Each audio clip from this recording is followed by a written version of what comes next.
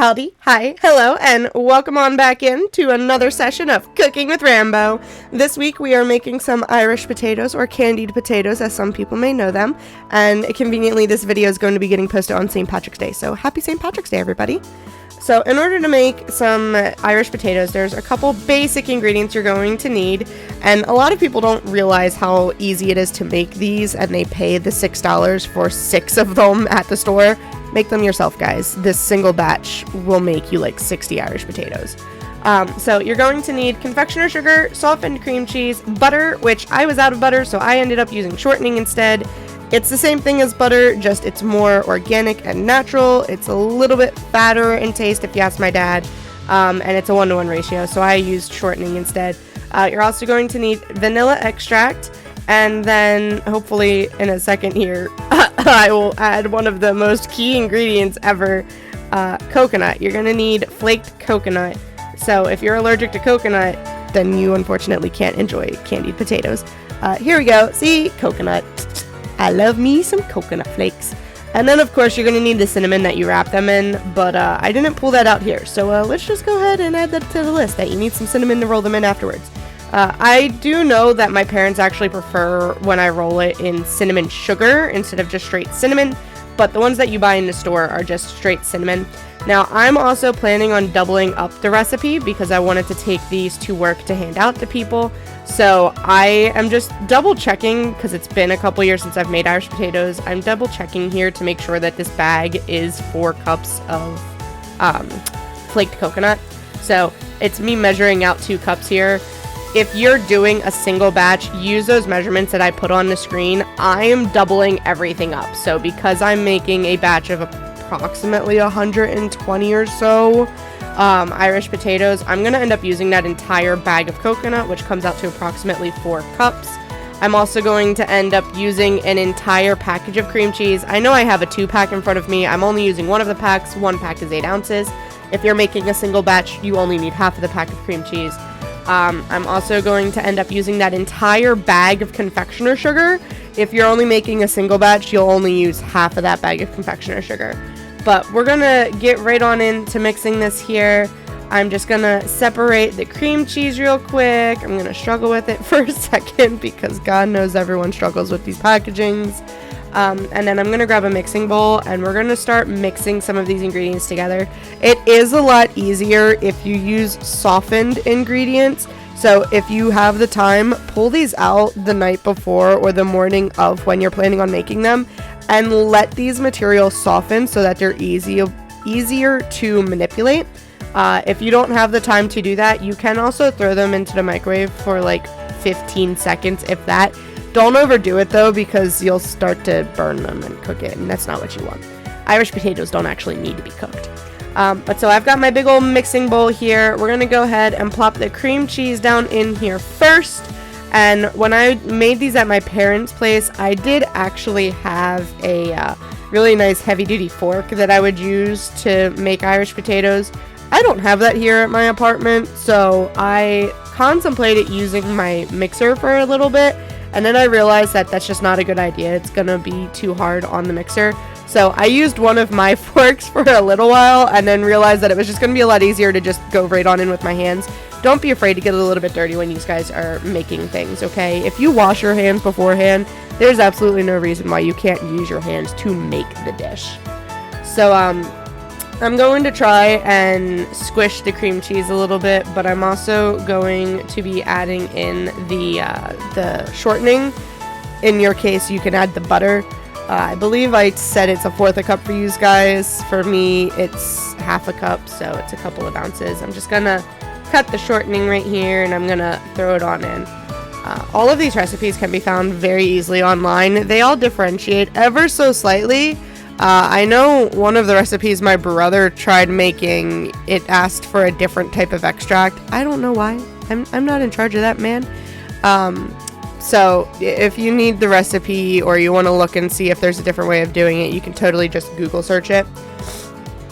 But I'm then going to take this shortening. I'm putting the leftover into the fridge because I can use it to make chicken and dumplings later if I ever get motivated to it. And then we're going to go ahead and put the shortening in with the cream cheese, and I'm going to add the teaspoon of vanilla extract in, and I'm going to try and mix all of those items together. That's the basic thing you got to do. You got to get those into a nice cohesive existence. I can't think of words today, guys. Once we've got that mixed up pretty well, which is going to take me a half a second to do, then you're going to add in the coconut, and you're going to mix that in real nice and get the coconut mixed in. And then when you get to the confectioner sugar, I am telling you right now, do not add that entire thing of confectioner sugar in a single go. It's just not a fun time. It's going to end up getting everywhere. You want to add it little by little until you get through all of it, and then you'll be good to go. Especially if you think you're going to try and use some type of mixer or blender for this, your confectioner sugar is just going to get everywhere. It's super duper fine. It's a really, really fine powder. You don't want to put everything in at once. So just slowly ease it in, and you'll see I use my hands to mix it. So bear with me, let it all mix up, and I will check back in with you guys once it's ready to go for the next step.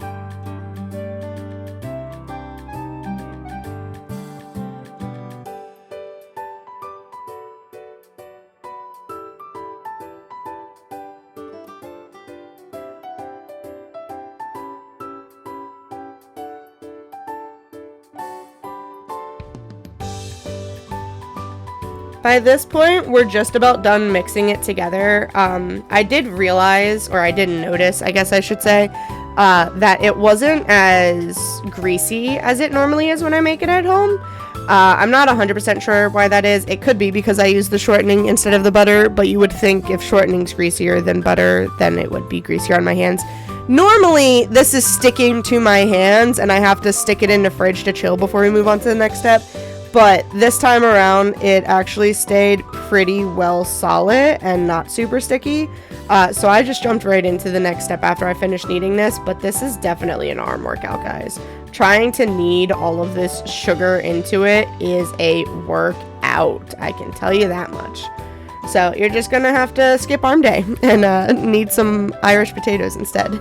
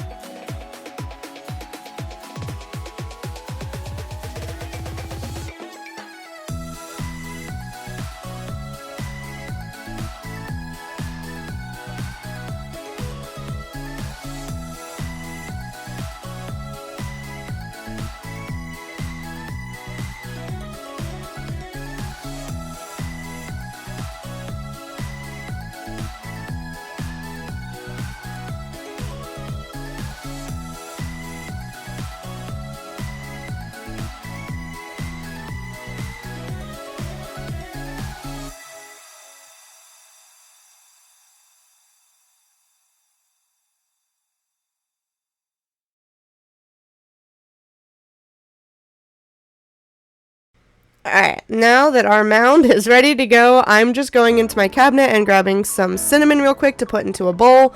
You're going to want to set that aside before you start rolling these. Normally when I have my siblings help me, I would just keep rolling the Irish potato dough into the little balls and they would mix it in the cinnamon for me. That way I wasn't getting cinnamon on my hands, but I'm home by myself, so I'm going to have to do all the steps all by myself. So, I'm just gonna set a little bowl here with some ground cinnamon. Again, you can use cinnamon sugar if you want, but these are already made of sugar. There's a lot of sugar in these. So if you don't want the extra sweet sugar taste, just use straight cinnamon. It's fine. It's not a bad thing. And we're going to put little teeny tiny balls of the dough into here and it'll get rolled around and coated in the cinnamon.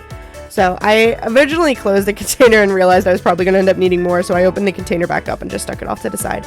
I believe online when you look at the instructions, you're supposed to use a teaspoon to scoop out how much of the dough you want, and then you can roll it.